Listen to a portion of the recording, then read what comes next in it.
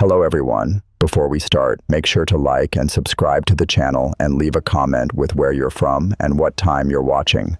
That way, YouTube will keep showing you stories just like this one. Now, let's begin. The job came easy. Trevor had just moved back to his hometown. Nothing but shuttered stores, dive bars, and the old Burger King off Route 12 still open after midnight. The manager, a wiry guy with skin like tissue paper, barely looked up from the counter when Trevor walked in. "You want overnights?" "Sure. Start tonight. No forms, no ID check, just a uniform 2 sizes too big, and a locker key with the number 6 scratched off and replaced with 66. At first, the shift was fine. Quiet. Too quiet. Customers didn't show up much after 2 a.m., and the few who did never made eye contact. They whispered orders, paid in crumpled cash, and left without touching their food. But it was the coworkers that unnerved him most. Trevor only ever saw them from the corner of his eye. He'd hear the fryers bubble to life when he wasn't near them, smell fresh patties grilling when the kitchen was empty, and every time he tried to speak to someone in the back, they'd disappear just as he turned around. The CCTV monitors didn't help. At 3:33 a.m., sharp static took over. And for precisely 60 seconds, the screen would flicker with what looked like someone crawling on the dining room ceiling. Not walking, crawling. Trevor mentioned it to the manager once. Old man didn't blink, just wiped his hands on his apron and said, "Just smile. If you smile, they usually leave you alone." That night, the dining room stayed locked, but something scratched the glass on the drive-through window for over 5 minutes. Trevor didn't dare look. By the end of his first week, he had the dreams. Greasy cardboard crowns on faceless heads. Red and yellow tile soaked in something too dark to be ketchup. A voice whispering over the loudspeaker in reverse. And on his final night, before things broke beyond repair, he walked into the walk-in freezer and found a second uniform. Identical to his, only frozen solid. And inside the name tag, etched in frost, were the words, "Trevor, Employee of the Month, 1997. But that was 28 years ago. Trevor stood there, breath steaming in the cold of the walk-in freezer, staring at the frozen uniform with his name on it. The stitching wasn't just similar, it was identical to the one he was wearing. Even the frayed threads on the left shoulder matched. But the year, 1997, that was nearly 3 decades ago. He stepped back, heart pounding, suddenly aware that the freezer door was closed. He hadn't shut it, and it didn't open from the inside. He banged, called out. No answer. Only the dull hum of the motor and a sound. No, not mechanical. Breathing, slow, raspy, deliberate, coming from the corner behind the frozen meat boxes. He didn't look. Just backed away until his spine hit the ice-rimed metal shelves. Then, a whisper behind him. "Smile, Trevor." The lights in the freezer flickered, then went out. He doesn't remember what happened next. One moment he was in the dark, pressed against the wall. The next, the door was open, the hallway empty, and his shift nearly over. The manager was there, like always, sipping black coffee like it was his blood. "You'll want to take a break before tomorrow's shift," the man said, handing him a new name tag. This one read, Trevor, Employee of the Month, 2025, same font. Same smiley face sticker in the corner. But the date, updated. Trevor quit the next day, packed up and drove halfway to another state before running out of gas near a truck stop. While waiting for a tow, he stepped inside to use the bathroom. On the wall above the urinal was an old poster, one of those cheesy franchise ads. It was for Burger King. His face was on it, wearing the crown, holding a Whopper. Beneath it, the tagline, "He never stopped smiling." Jules had only been working at the 24-hour Burger King for 3 weeks when the graveyard manager Rico handed her the night shift solo. "Just take drive-through orders, no dine-in traffic after 2 a.m. You'll be fine," he said, sliding her the headset and keys. Fine was a stretch. The Burger King sat off a rural stretch of highway, wedged between a truck stop and an empty Kmart lot that looked like a graveyard for shopping carts. At night, the fog rolled in so thick it clung to the glass windows like skin.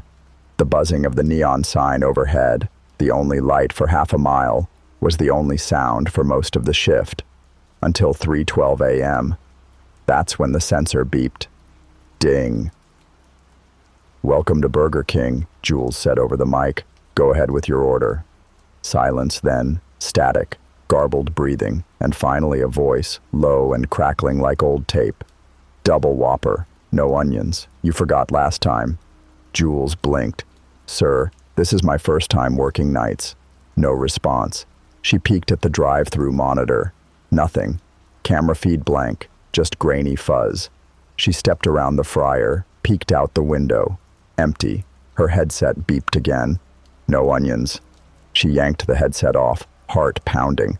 The smell of stale beef and cold fryer oil made her nauseous. Something about the tone, like whoever it was, wasn't angry, but waiting. She locked the window, backed away, and did what most night staff do when weird things happen. She tried to laugh it off. Paranoia. Sleep-deprived nerves. But at 3:28 a.m., she made the mistake of checking the indoor security feed. The live footage from camera 4, the front counter, was on. There, standing inside the lobby, was a woman wearing Jules's uniform, headset, name tag, same shoes, same posture, and the figure turned, directly toward the camera, stared, then slowly raised her right hand and waved. Jules's heart skipped. She was the only one in the building. She ran toward the lobby, empty, no sound, no footprints. The doors were still locked. She looked up at the camera. It was off. Dead. And when she turned around, someone had written something on the touchscreen order panel in ketchup. "I said no onions." Jules stumbled back from the ketchup-smeared screen, her breath catching in her throat. The words were thick, uneven, dripping red across the glowing menu panel. "I said no onions." It looked fresh. Too fresh. But she hadn't heard the doors open. No footsteps, no alerts. She backed into the counter and snatched her phone. She called Rico. No answer. She called again, straight to voicemail. As panic rose in her chest, she turned toward the drive-through window and froze. There was a car. It hadn't made a sound. No engine, no tires on gravel, but it sat there, running, headlights off. The car was old, faded blue, almost gray. A cracked rearview mirror dangled loosely from the side. The license plate had no numbers, just smeared black like someone had tried to scrub them off with their hands. She leaned forward, trying to see the driver. The driver leaned forward at the same time. Their face was covered in a Burger King paper crown, except it wasn't folded right. It drooped oddly over the head, soaked through in places with some dark liquid. The person, or thing, behind the wheel tilted its head, slowly, like a puppet on bad strings. The speaker crackled. "I'm still waiting on that order." Jules ran to the back, locked herself in the storage room, and called 911. "Burger King on Route 6, she whispered. "Someone's inside the building, or something's wrong with the feed. Please, just send someone." Dispatch promised a patrol in 10 minutes. Jules sat curled between boxes of ketchup packets and frozen pies, clutching a box cutter. She kept whispering to herself, "It's not real. It's not real." Then the speaker system turned on inside the store. It was the drive-through voice, but amplified. "You're not supposed to be here tonight, Jules." Her breath caught. That voice wasn't recorded. It knew her name. She waited in silence until red and blue lights finally washed across the back wall. Sirens. She ran outside barefoot, crying. A female officer stepped out of the cruiser. "What's going on here?" "There's someone inside," Jules sobbed. They looked like me. They knew things." The officer raised a brow. "We've been parked out front for 20 minutes. Nobody came in or out. We didn't see anyone." Jules turned back to the building. Dark. No cars, no lights, no figure in a paper crown. Then her phone buzzed with a message. It was a still image. From a blocked number. A camera shot. Jules standing at the front counter, smiling, holding a Whopper. Jules sat in the back of the police cruiser, phone trembling in her hand. The photo, the one showing her smiling behind the register with a Whopper, shouldn't exist. It wasn't just unsettling, it was impossible. She hadn't left the storage room, and that smile, it wasn't hers. It was too wide, too knowing. The officer, a younger woman with tired eyes, kept glancing at Jules through the rearview mirror. "You sure you're all right?" she asked again. Jules nodded mutely. The cop glanced toward the darkened restaurant one more time. "Looks like your shift's over. Want me to drive you home?" "No," Jules whispered. "I need to talk to my manager first." The officer gave her a look, but didn't press. "Suit yourself. We'll keep a car near the lot for a few hours, but call us if anything happens." The moment the cruiser rolled away, Jules stood there in the cold parking lot, Burger King looming behind her like a carcass. She dialed her manager's number. This time, Rico picked up. "You finally answering?" Jules snapped. "Where the hell have you been?" A pause. "Jules, I told you not to take the overnight. I sent that message hours ago." "No, you didn't. I got your text at 10:04. I turned my phone off at 9. I was already home. I didn't text you." Jules went cold. She hung up. Eyes wide, she slowly turned to look at the store windows. And there it was again, her, in the reflection.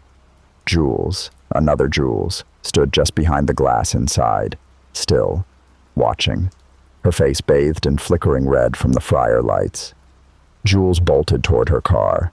She didn't stop until she was halfway home, but when she finally pulled into her apartment lot and looked into the rearview mirror, there was a Burger King crown sitting in her back seat, soggy, stained, and on the inside scrawled in ketchup, "You're hired."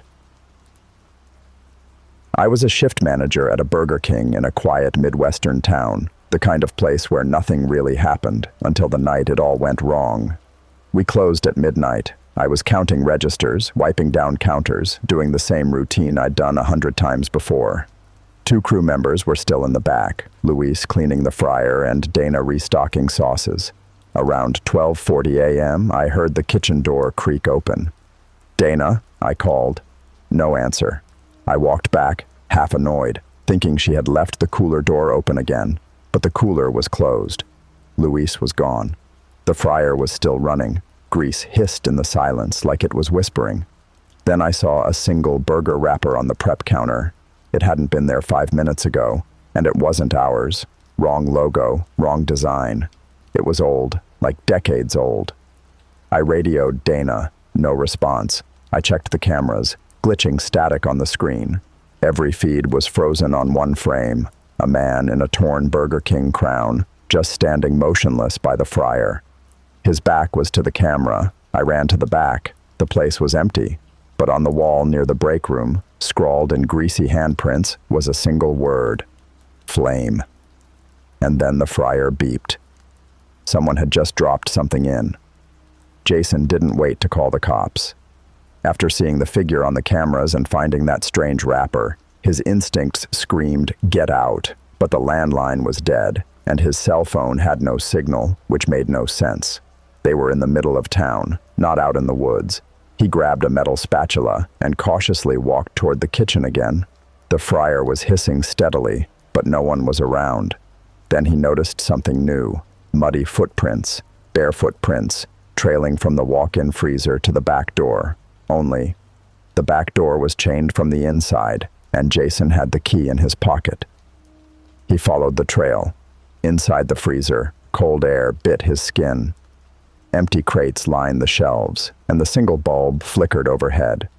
But in the far corner, where no one ever really went, the frost was thick.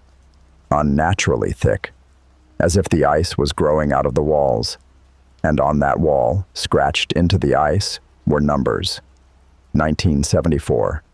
He didn't understand it, until Dana came stumbling out of the dry storage room, wide-eyed, whispering over and over, "He's back, he's back, I saw him.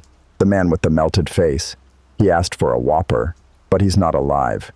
Jason, he's not alive." Jason dragged her out toward the lobby, trying to calm her down. That's when the overhead speakers clicked on, not the radio, not the headset system. Something older, and through the static, a voice, distorted, layered with crackling distortion, croaked, "You forgot my order." All the kitchen lights shut off at once. Jason and Dana stood frozen in the darkness of the dining area, the only light coming from the flickering soda machine. The voice was gone now, but its echo still rang inside their heads. Something about it felt wet, like it had come from inside the building's walls, soaked into the very tile and grease of the place.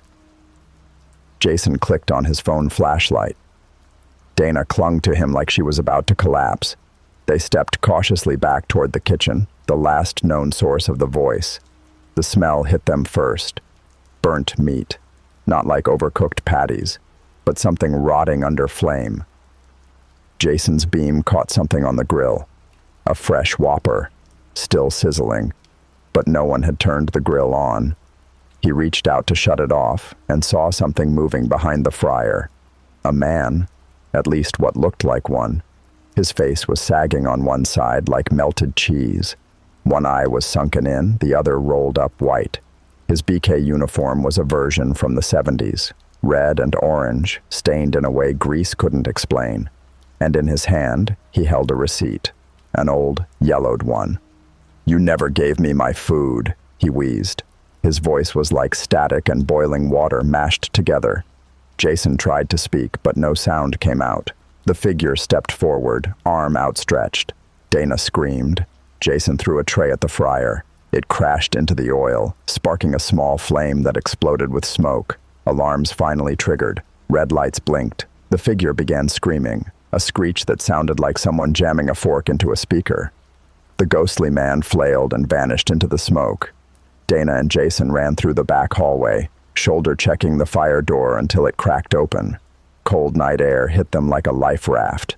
They didn't stop running until they hit the gas station across the street, where the clerk called the fire department. When the building was inspected the next morning, fire investigators said the grill had been turned on manually at 3:13 a.m. But no one was inside. And worse, they found something encased behind the freezer wall. A body, skeletal, wrapped in a 1970s BK uniform. Clutched in its hand, a receipt for a Whopper.